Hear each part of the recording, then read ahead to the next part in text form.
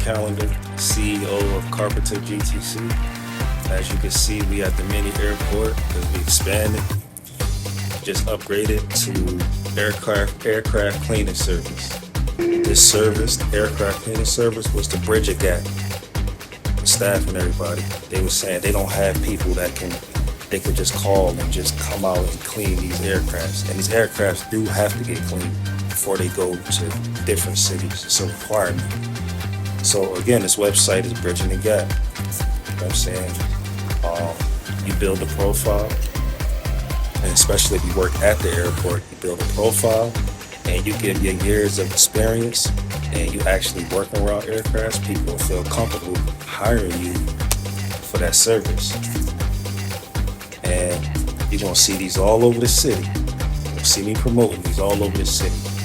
Jersey, Delaware, New York, Atlanta, you name it. So KarpenterGTC will be the go-to for aircraft cleaning service.